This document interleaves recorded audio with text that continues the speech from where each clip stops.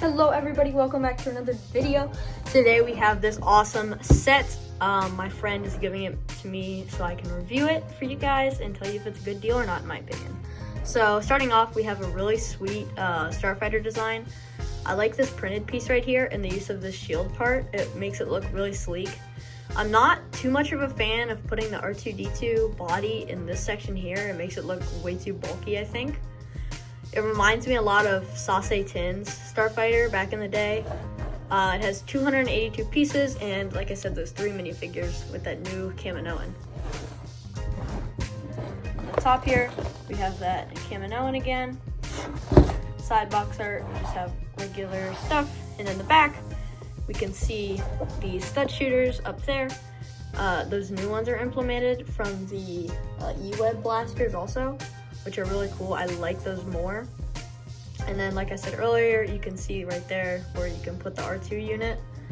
And then you can put the head right here, so it actually looks like the droid is still on the ship, even though its body is in there. Cool little satellite dish, and obviously the cockpit for Obiwan. I love this minifigure of Obiwan. I'll show it off later, but that hood and those robes really just match nicely. Nice back box art. This is like only one of 2 sets, I'm pretty sure, that have Kamino box art. On the side here, we have that nice blue line. I'm pretty sure that's Attack of the Clones, I think. But it was also on the Hoth set, so I don't really know too much. And I'll show you guys again when it's all built, and I'll display the minifigures for you guys. All right, my friend just opened up the box. Here is his first bag. I think Obi-Wan's in this one. Yeah, I can see his legs right there. Like I said, those are some sweet legs. He's definitely going to be doing some sweet custom figures with those. I'm not too much of a fan of these 3D render instruction manuals. They could definitely just redo the box art, like on these, like the boxes, like they used to. Would be super fine. These just don't look great. As you can see, you can have online building instructions right there. Shows you that you get 2 Obi-Wan hair pieces. One's the hood and one's the hair. And you can get started with the build right there. And at the bottom, you can see that little tracker is an Obi-Wan. Just moving through it. And as you can see, you can put his lightsaber down in the bottom there on that clip. You can put the R2 or the R4 unit right there. Gives you the nice piece count. And as always, there's always the free Lego thing on the back. So I will show you guys the finished product.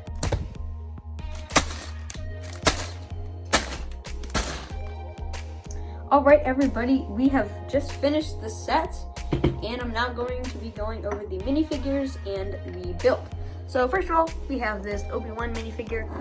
I really love this one. The robes are really nice. The hair really just flows well. It's not wanting to focus for some reason. All right, guys, so we have the Obi-Wan figure here to start off with. He has some great robes. Like I said, this is by far the best out of the Obi-Wan minifigures that we've gotten. Awesome printing. He also has a second head, which is kind of his pilot face right there. The little comlink on his face. We're gonna keep that Obi-Wan right there. He also came with a hood. Let's throw that on there. I definitely love this new one. I'm happy they're phasing out the old ones because they're kind of ugly. But this one looks a little bit too blocky on the top, I think.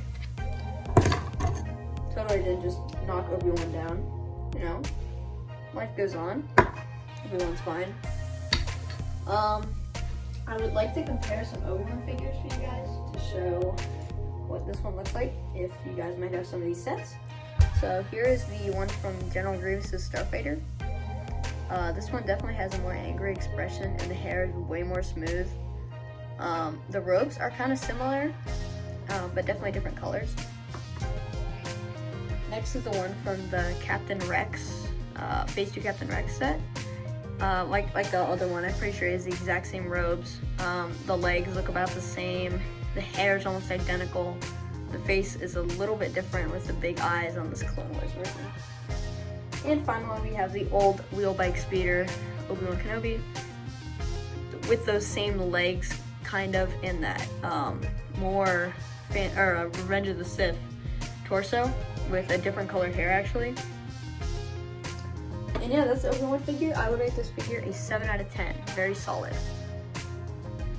Next, we are moving on to the Conway minifigure.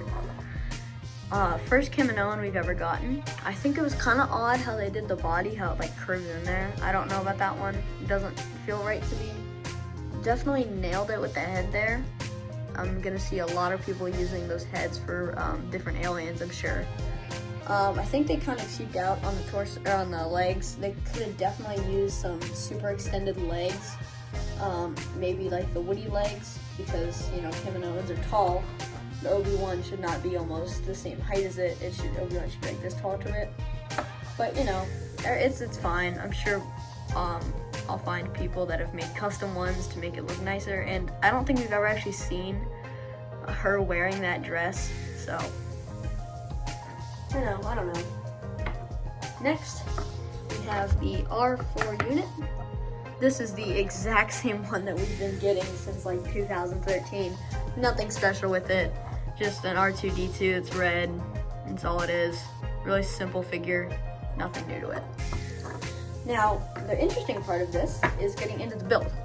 This is by far one of the best starfighters, but there are a couple things holding it down from being the best. I've brought over 2 other starfighters to give you guys a comparison of these. And the Obi-Wans, as you can see, it is by far the smallest of these. It's also been the cheapest. I believe this one was $35, this Anakin's. This one was $30, and then this one I think was $40 at retail. So you can see the size. Your extra $10 would be getting you about maybe 10 studs more in length. By the size of what I think looks the same to each other, these two are basically identical.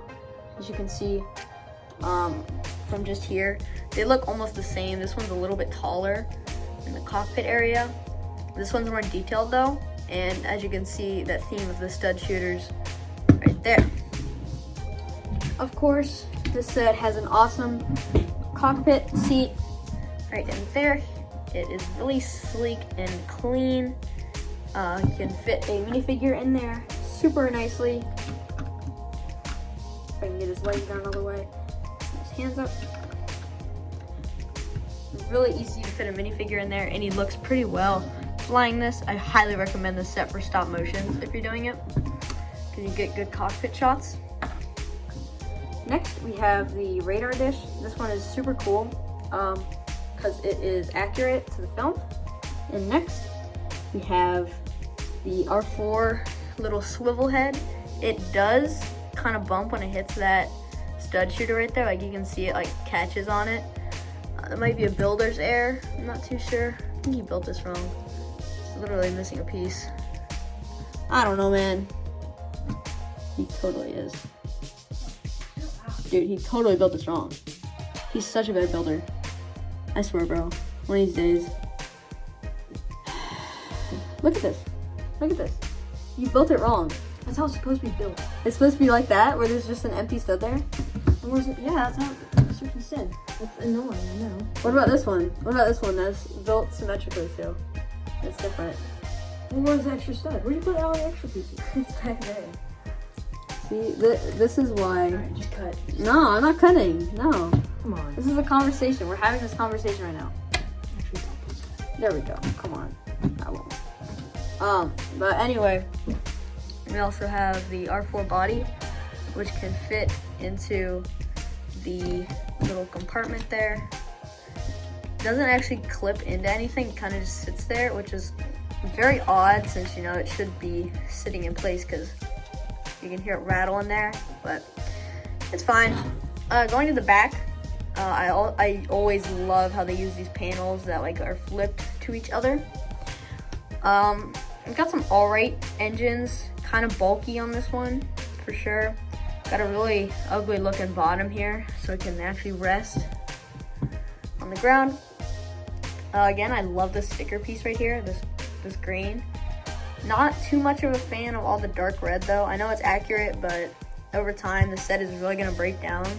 So if you're a collector, I really do not recommend this set at all, because it is these red pieces are gonna snap so easily in about 5 or 6 years.